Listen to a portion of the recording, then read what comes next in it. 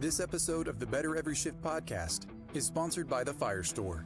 Learn more about getting the gear you need at prices you can afford by visiting thefirestore.com.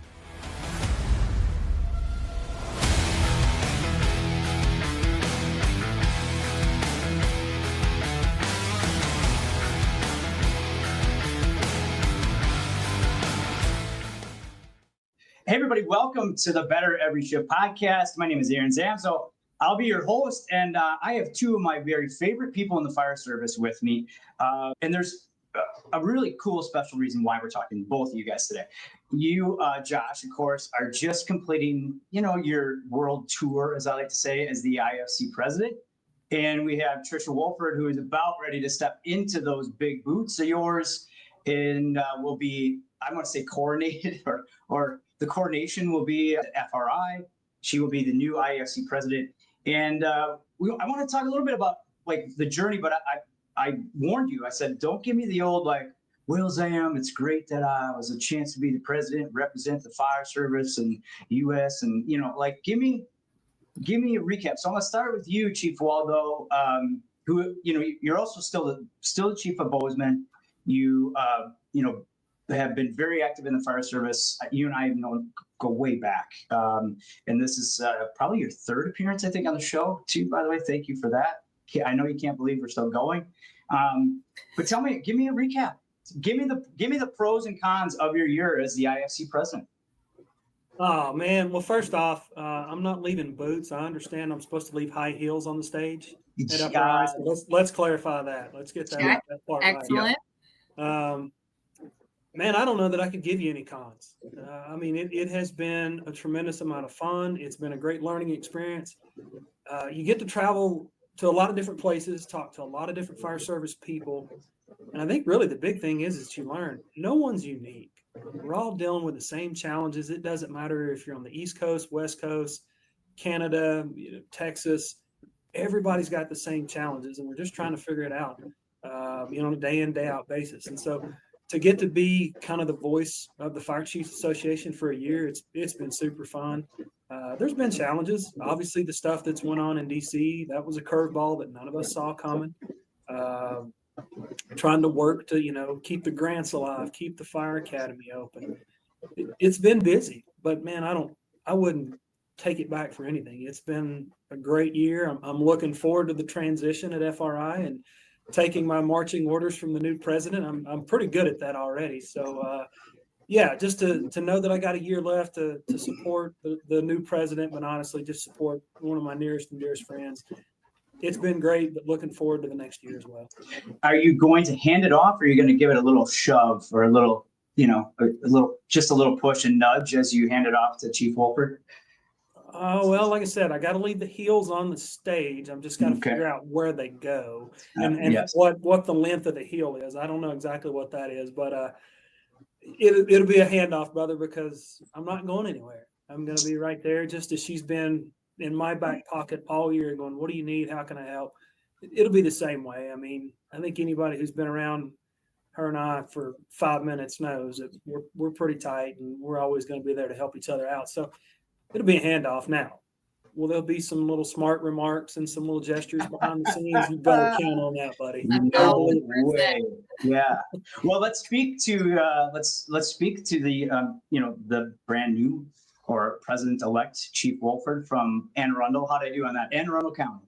Good. Way better than last time. Thank you. Way better than last time. We've been practicing for the last 6 months on how to pronounce that, knowing that we were going to have this encounter with you taking the helm. And real quick, for people that don't know, Chief Wolford, you worked under Chief Waldo for a year, 2 years in Bozeman. Is that correct?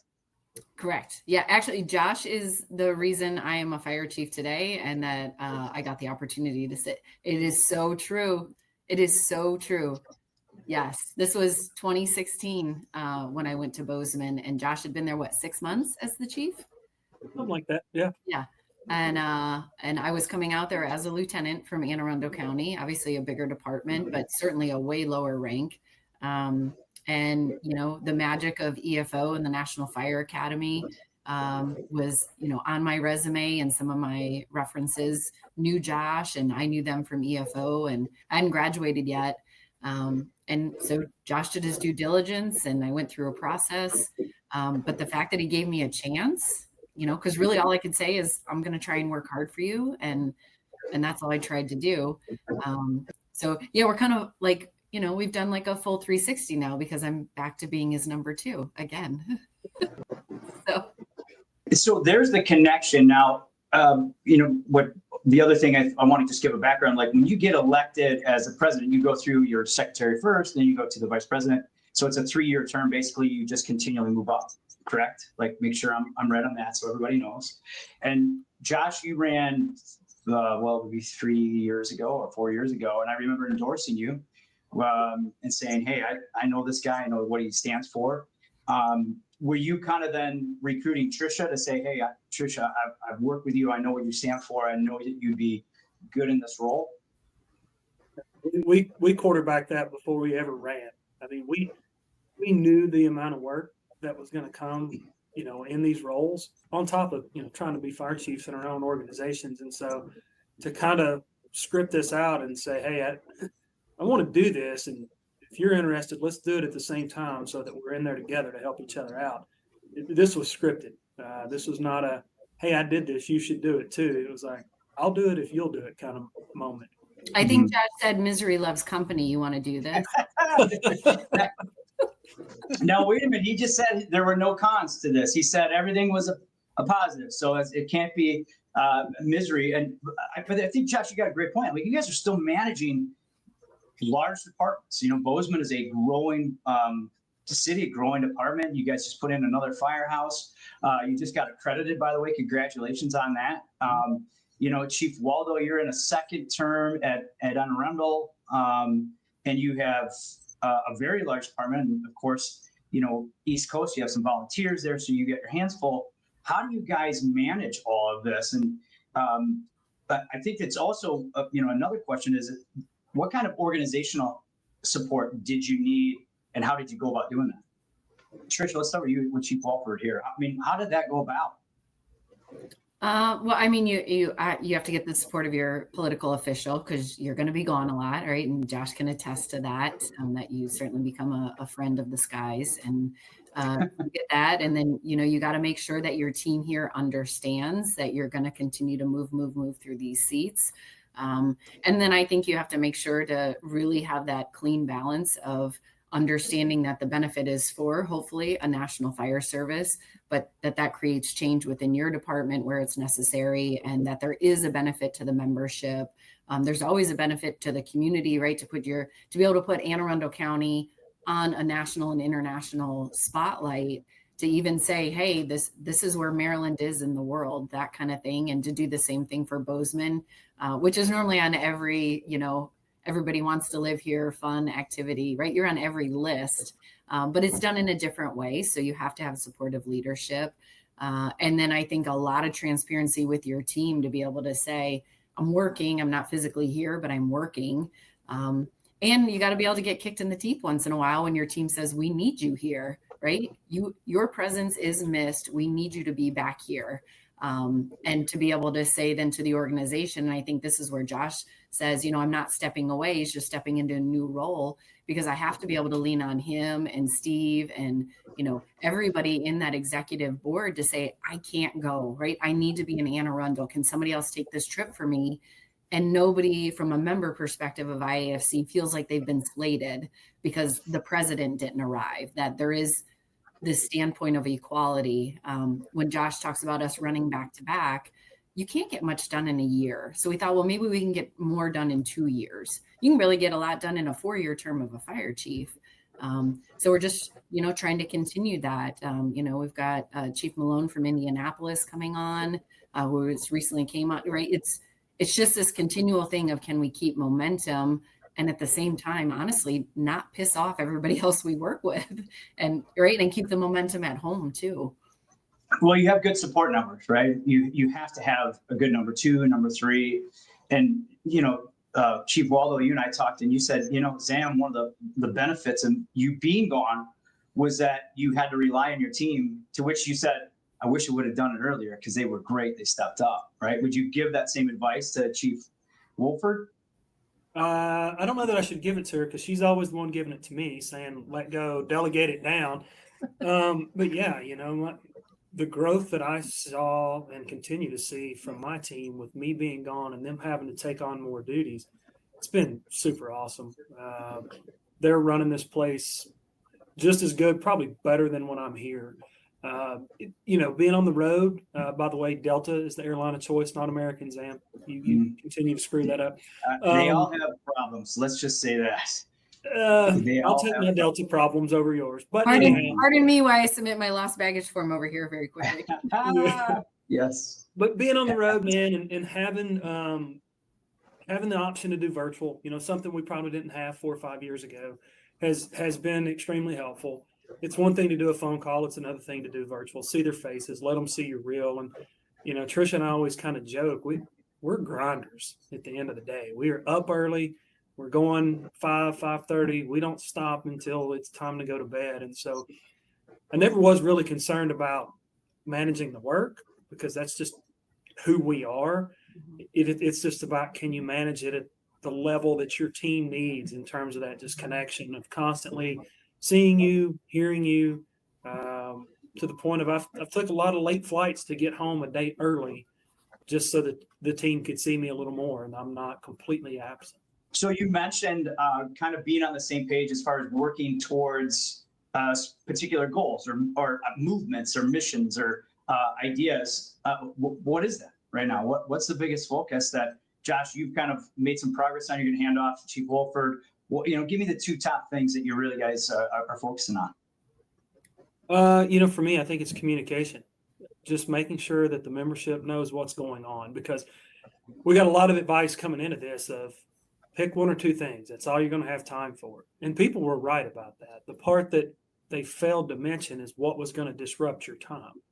And for me, it was unique. We had no clue what was coming with the change in administration in terms of the fire academy, the grants, some of the fires that we've had, the floods in Carolina, the California. I mean, all of that stuff, you don't plan. You can't plan, and it just kind of happens. And so I think the one thing that I've heard the most as I've traveled is just constant. I've put out a lot of emails. We now have a weekly review that comes out. It's been well received. Of just thank you for letting us know what is going on. I think that's the main thing. Just as in your fire department, people just want communication. They want to know what's going on and have that kind of conduit of information from leadership. What's another one? Trisha, what do you think Josh will tell you? And I know you guys are on the same page with this. So don't screw it up, number 1. Yes. Which is true, right? There's a couple different models, right? The stagnation, you don't want to get stuck in that because you could easily, by the time you're in the seat and start the meetings and make the progress, you're 6 months in. So stagnation, right? You don't want to be there. You don't want to screw it up and then hand it off to somebody else. I will be incredibly happy to, 1, not screw it up, and 2, to maybe create some additional value for the membership. In whatever way that looks, whether that's just a social media visual, whether it's something that could tangibly happen, whether it's a sense of newfound pride, anything that the members feel like somebody's actually working for them. We just had a conversation about all the things that happen in the background, whether you're a president of the IAFC or you're a fire chief, nobody ever knows the things that went into the smallest decisions and, the kind of that pain that goes into just going, you know what, we're going to do this. Those are the things that nobody knows. And that's the everyday grind that Josh is talking about. So, let's pick it up and maybe get one thing out of it. Well, as a firefighter though, I know because I get to talk to you guys a lot, but there's probably some of our listeners going like, well, what is it that you actually do here? Like, what is it that the IAFC actually does? Josh, like you now know, you've known for a long time, but you're now in it. How would you answer that question? The biggest thing that we've done, particularly over the last year, has been advocacy in Washington, D.C. on a number of different fronts. I mean, we are there constantly, whether it's me personally, members of the IFC, our GR staff. We spend so much time on Capitol Hill talking to legislators, secretaries, staffers about what's important to us, how it impacts us, and that's not going to stop. I think, that's the thing that I don't know what Trisha's going to deal with, but she's going to deal with something that comes out of Capitol Hill or out of the White House that it's not on her bingo card right now. She has no clue, just as I didn't. And you just got to be flexible. I mean, you're trying to run the day to day. You're trying to be present, communicate with the membership, and then all of a sudden, here comes this curveball that you didn't see. And it's typically at 5:00 Eastern on a Thursday afternoon, and so there's your weekend.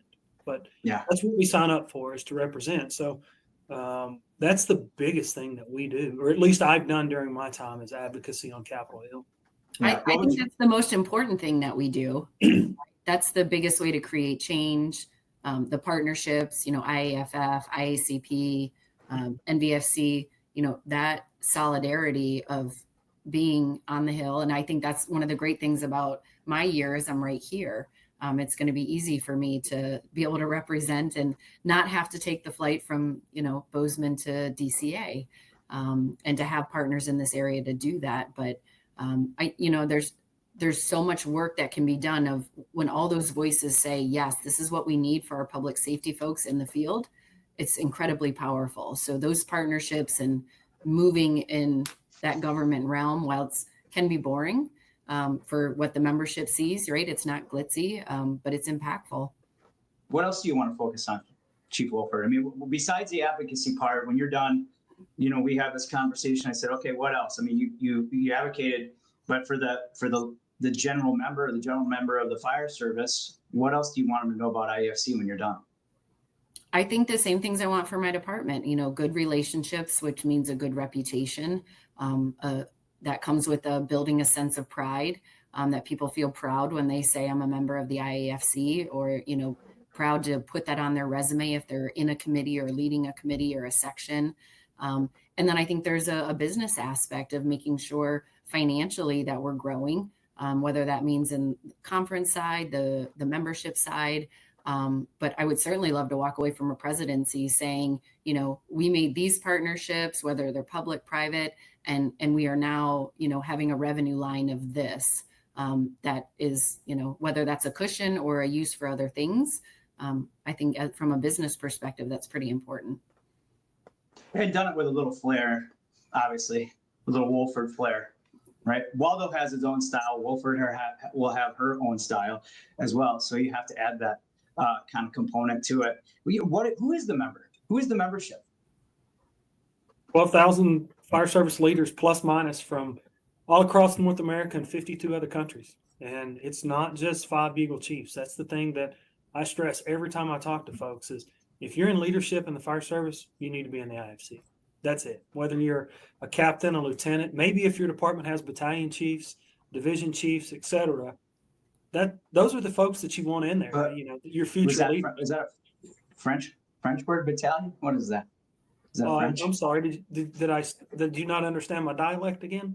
I did not. Yes. Just for those that understand my background, we don't have battalion chiefs, and it has been a point of great conversation over the years. But what about those me why I sit over here and just eat my Twix?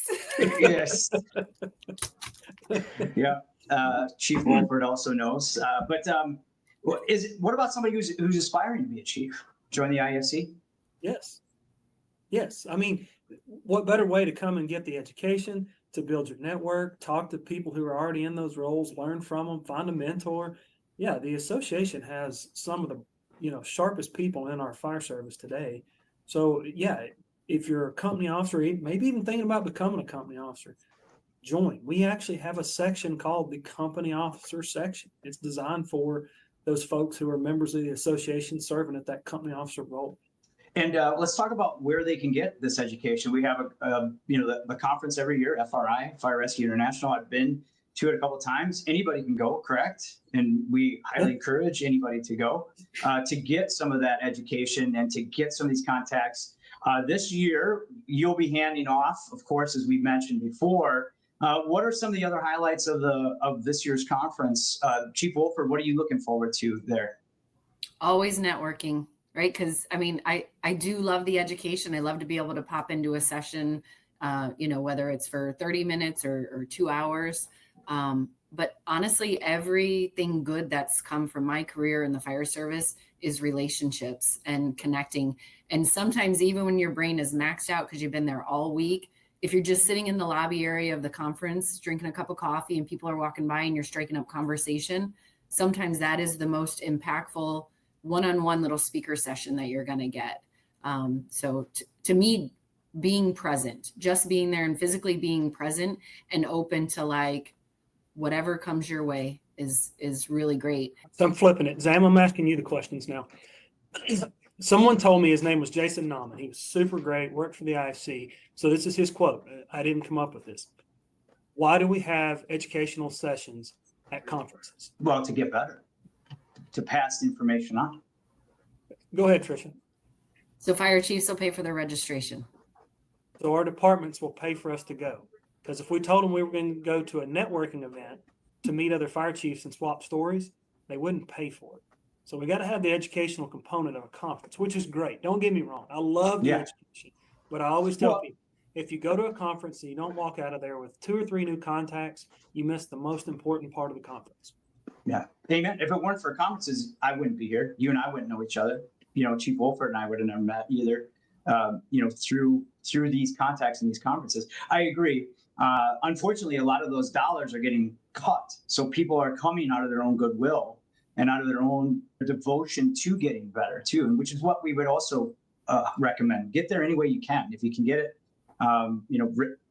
reimbursed or not. I mean, you're going to get that value out of it. I guarantee it. But you're right. It's about connections, which is what you both highlighted is one of the focuses of the IAFC is at a global level now. And FRI is one of the places to showcase that. There are a lot of events and opportunities to congregate socially. And like you said, Chief Waldo, it's all about, getting these contacts because, right, COVID is a prime example. Like Chief Waldo, you and I talked about it. You're like, hey, everybody was like every day there's some new policy, someone else was coming up. And a lot of the fire chiefs were right, direct connect every single day. What are you guys doing? What are you guys doing? Right. And is there another example? Is that going on? Like when you talk about WUI and when you talk about legislation, what are you guys talking about amongst yourselves these days? Like I told you in the beginning, nobody has a unique problem. So before I try to build anything, I'm going to ask other people, what do you got? Why would I start from scratch if someone else has already got it? So it doesn't matter what we're talking about, whether it's a personnel issue, WUI as you referenced, we're going to continue to reach out and lean on our networks to find, the best practices and other good ideas, not just what we come up with in our office. I think we're always talking about apparatus. We're always talking about different staffing models, right? Membership driven, sleep deprivation with that, right? The health and wellness side of that. We're always talking about now the finances, grants, whether that's AFG, SAFER, right? There's always kind of these consistent big themes that truly affect everyone. I will say it's great once you kind of get in that churn of like knowing people you're going to see every year at FRI. It's great to not talk about fire service stuff, right? That's incredible to just be able to like hang out, know that you're with a safe person where you can talk about your family and life and vacation, just joke around and relax a little bit. There's some wellness to that, to just kind of screw around a little bit and just enjoy the fact that these people are your peers that are actually your friends. And you forget to realize that because all you're doing is working, right? You forget that these are your friends. Well, you forget that we're humans. I would say we in the front line need to get a better understanding of that. I agree 100%. And I think, Chief Wolford, what you're saying is that you're now in the midst of your peers where, you kind of got a target on your back a lot of times when you walk into departments and your own stations and even, when you look at budget and everything in the city, you kind of have this target. And most of the time people only talk to you when they want something. And when you're in this environment, it's, hey, you can kind of relax a little bit, be yourself, work on personal growth, work on career growth. Right now, there are a lot of different probably issues of geographically and regionally, whatever, in the fire service. But give me 3 that you think are on the top of most people's lists. Well, I'm gonna give you my 3 in no particular order. One is the unified voice. So Dr. Lori did a fantastic job of pushing us to be one voice, be consistent. And I'll just be honest, I feel like we took a little bit of a gut punch when we lost her as the U.S. Fire Administrator, and we really haven't picked ourselves up and got back together on that platform. I see a little bit of splintering at some points, and I hope we can get back to that one voice concept because it was extremely effective. I'm always going to talk about wildfire. It's not a Western problem. You've had fires in Myrtle Beach. You couldn't even drive from Key West back to the mainland a couple of weeks ago, New Jersey, Pennsylvania. The list goes on. And then I'm going to talk a lot about this at FRIs. We've still got a huge problem with codes and standards. And I think a lot of that is because the fire chiefs are real quick to hand that off to the Bureau and say, fire marshals got it. When in reality, it might be the most important topic for the fire chief to stay engaged in. Whether that's we're developing communities, existing facilities. You just saw the fire here, 2 weeks ago in Fall River. Is there a codes and standards issue that we're gonna find or learn from this that could have been prevented? The LA fires. I was there on the ground. I'm telling you, there are things that we could have done pre-fire from a codes and standards standpoint that would have prevented some of the devastation. We've got to have a bigger voice. Fire chiefs particularly can't just delegate this stuff off to the Bureau and say, go get them. We got to be more engaged in that side of the house. All very pertinent things. Yeah. Chief Wolford, what would you say your top 3? So I just want to clarify the question. Is it my top 3 or is it the top 3 things that you feel firefighters are worried about? Well, of course, Josh said, hey, I'll just tell you my top 3. And I think they line up, right? Obviously, they do line up with a lot of the concerns in the fire service. So you can go with any way you'd like with that one, Chief Wolford. A little sassy there. Oh, well, it's 3:00 here. So the sass is heavy at this point of the day. I guess, they would be a little bit different. If I was asking for what do I think firefighters are concerned about, their top 3 things, I would think health and wellness, right? Like them and their families, that piece. I would think pay benefits. To me, that's always the one that comes up. And then there's probably something operational in there that is like very broad, but still some understanding of there's probably a threat across the country of what that means, training tactics, that type of thing. For me, I think one of my greater concerns is the longevity of our profession, right? The recruitment of, some of the recruitment numbers are fantastic. Mine in particular were phenomenal. We were open for 10 days for 70 spots and I had almost 1,200 applications. But what we know is it takes all 1,200 for me to actually get 70. And this is 70 wanting and willing, and then you will lose them. So there is still an issue of people coming into the fire service that even once they're in go, this isn't for me. Or the department hopping, which is what we haven't seen in our profession traditionally, right? That was more of like a corporate thing. Most people got into a department, stayed 20, 30 years, or maybe went to one other. Not the case. So that retention of what that looks like. And for us as chiefs to be able to accurately describe what somebody is going to do, when somebody getting hired comes to me and says, what's my job? What does that look like? I don't think any of us know what that looks like in 20 years. So to me, that's really difficult of how do we improve ourselves without phasing ourselves out or pivot and transition to truly what's needed, whether that's community-based, nationally, internationally.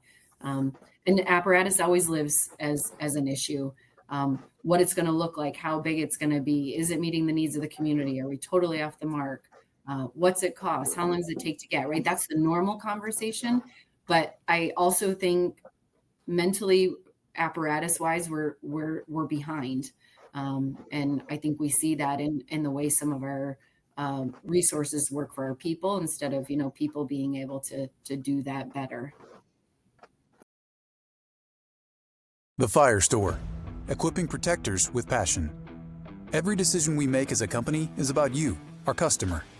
We wouldn't be where we are today without you, and we don't take that lightly. We understand that having the right gear can mean the difference between life and death. Our goal is to get you the gear you need, when you need it, at prices you can afford. Visit us at thefirestore.com for everything but the truck, and shop our family of brands, including Streamlight, MSA, Lion, Fleer, and more. Now let's get back to the show. I'm going to do something a little different. We're going to play a little game between the two of you that I have come up with. I know the eyes are rolling and the smiles are coming out, but because I don't have a buzzer. Of course, Chief Wolford's already trying to figure out how she can win and get the advantage. So I did some research. I went back to the last 3 years on what firefighters want survey. So I just came up with some questions, little multiple guess or choice. What percentage of firefighters reported feeling that their work-related stress were at levels 7 or higher on a scale from 1 to 10? What percentage? Now, I could give you multiple choice, or I can just have you do the guessing game here. It's up to you guys. 70%. 70%. He said 70%. Yeah, let's do like Price is Right, like closest to the dollar. I was going to say 68. The answer is 64%. Yes. Yes. Now, let's look at that. You hear that as the IAFC president. What's your first thought? Now, Chief Wolford, this could be the very first question I ask you as president. How do you You want me to wait for the president to answer, or you want me to answer now? Nope. I want you to. We're going to see if you answer the same a couple months from now. He is setting you up. Yeah. So you're asking, am I surprised by that? Yeah, and what do you originally think too? Like, what can we do to improve that? One, I am not surprised by that.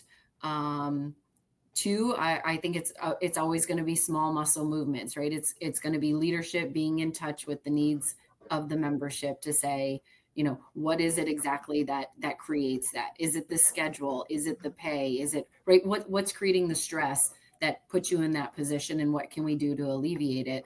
And I say this often, not in the Christmas morning, right? Like, we know how we are. We collectively as firefighters, right? You gift us Christmas morning, right? December 26th, we want more. So that's not the answer. But I think there's, just like how I'm going to act in this new role as president, there's a lot of listening to be able to say, okay, what can I do, or what can you do for yourself, right? There's a lot of things that our firefighters could be doing for themselves that they think it's somebody else's problem. And it's not always a management, a leadership problem. It's something that can be solved in the station or, at ground level. I think that's very well said. A lot of people have a tendency to point the finger before they look in the mirror, right? And I think as a fire service, we need to start doing that. I just had a great conversation with Dr. Jeff Burgess about cancer, for example. We're talking about PFAS in gear and our exposures and our sleep, yet our members are drinking Red Bulls, Monsters, not wearing their SCBAs during overhaul, not cleaning their gear. And, I think you're right. We need to look at what can we do personally before we start really, pointing the finger and come together in that too. So very good response. Let's go another one here. What percentage of firefighters reported experiencing staffing shortages?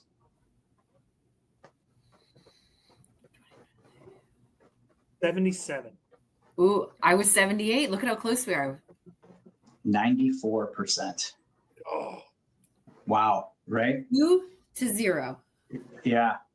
So Chief Waldo, do you care to elaborate on that a little bit? Like, what have you seen on that topic, and what are some of the things IAFC is kind of doing to combat that?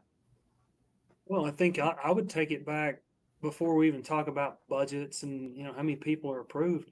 Can you fill the seats that you've got? And when you get them filled, can you keep them full? I mean, we're super blessed here right now at Bozeman. We just had 12 come out from a SAFER grant. I mean, I'm running 4-person engines and a squad today. We weren't doing that 3 weeks ago. Now, can I maintain it? That's going to be the question. How many of these folks are going to decide in 4 or 5 years, no, this isn't the profession I want anymore? Or when I have retirements, am I going to be able to find, people who want to come into this profession? Because the other thing is, the job's changing so fast. I mean, as we've been doing this, 30 minutes here. I don't know if the alarms are going off like crazy in the background here. And I assure you that none of them were the structure fire that they all think they signed up for in the fire service. Right. They're probably going on medical, probably some type of mental health, maybe a substance abuse issue. It wears on people. And so, yeah, take the budgetary side out of it and what you're allocated for. I think I would start with the question of, can you even fill the seats that you've got, and can you keep them filled? Yeah. And how do we do it? Right. That's the question we need to, obviously Chief Wolford, you're doing a good job with that based on your numbers, but you got to keep them there. Yeah, right? and Like, not at the expense of my current members. You can't be building and growing on the shoulders of those that don't want that, or can't absorb the weight of that. So always keeping in mind where you're presently at. Well, I don't think it's no mistake that both of your departments are doing very well on that recruitment part. Look at who's leading, right? As a compliment to both of you. And this next question kind of pertains to that a little bit. According to a 2024 survey results, so it's for the 2024 survey for what firefighters want, what aspect of leadership do firefighters identify as lacking? Clear goal setting, A. Financial management, B. Disconnection from day-to-day realities of personnel, C. Technical firefighting skills, D. Charlie You followed guys- by an alpha. Yeah. You're exactly right. Day-to-day realities of personnel that disconnect from leadership. And I mentioned both of you doing a good job with recruitment. You also, when I've done a little background and talked to some of your employees and some of the membership that works for you, they all have very positive things to say about. They feel like you do understand personnel and you're out in the stations. I'll call you, Josh. You're like, yeah, man, I just went for a ride, or just was out in one of my firehouses, having dinner or whatever. And same thing with you, Chief Wolford. Like, you do ride-alongs. You're still on call. So I think that's a huge testament to both of you. So you guys are pretty connected. I'm feeling very confident about what we got going on here. Any more advice that you would give to Chief Wolford? Chief Waldo, what do you got for her? None. No. I'm ready. Go. No, she's got it, buddy. That's kind of the cool part, is that I know she's going to do better things than I ever dreamed of, and I get to sit back and kind of watch it happen. So it's going to be exciting. You're still going to be around though, right? What's your role now? Whatever she tells me to do. Past president. Yeah. I'll be the past president for a year, but yeah, the president will guide this ship, and I'll just sit in the background and do as I'm told. Yeah, it's going to be fun to watch. Chief Wolford, what are you excited for the most? Honestly, hopefully to make Josh proud, to be able to continue doing the hard work he's been doing in the background. And there's one of the things he didn't talk about is, how many people rely on you and how you're torn in so many different ways. So I hope I can keep myself and my soul intact and, be able to accommodate or help or guide other people that reach out. And, I know there's disappointment, right? I know I can't please everyone.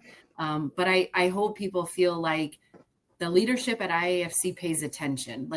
The president and the vice president and the past president, they're all cool people. They're approachable. They actually listen and they're trying. That's all I really want people to know, is that we kind of do care. And we are trying really hard. And sometimes it's not evident because all that trying happens in the background.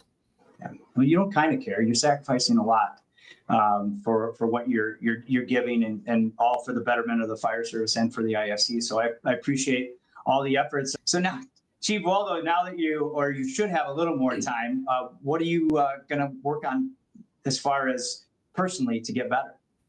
Well, first off, I'm going to go back to living on Mountain Time instead of Eastern Time. Mm-hmm. So that'll help with the sleep, and it'll actually help with just my day-to-day routine. I am a morning person. I like to get up, go to the gym.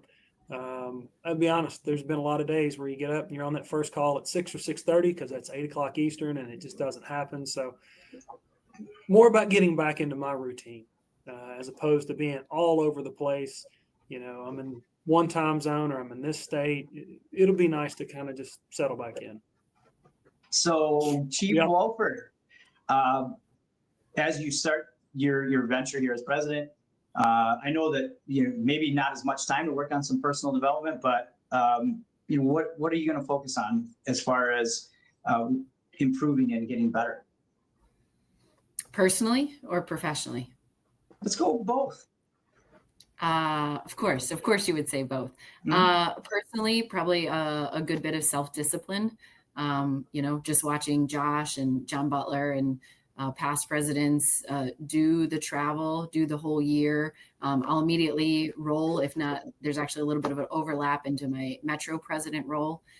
So self-discipline, right? Good workouts, eating healthy, having fun, like enjoying the ride. I don't want to be so regimented that I miss the fun of the connection and the people and, just the honor of serving as the president.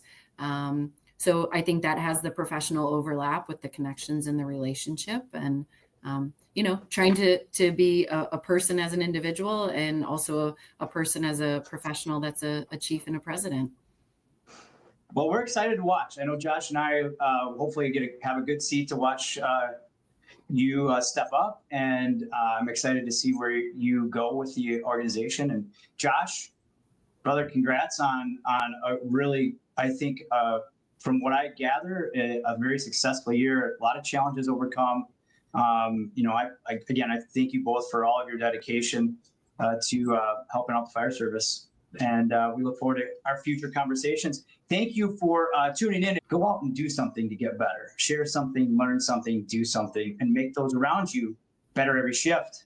Thanks for listening, everybody.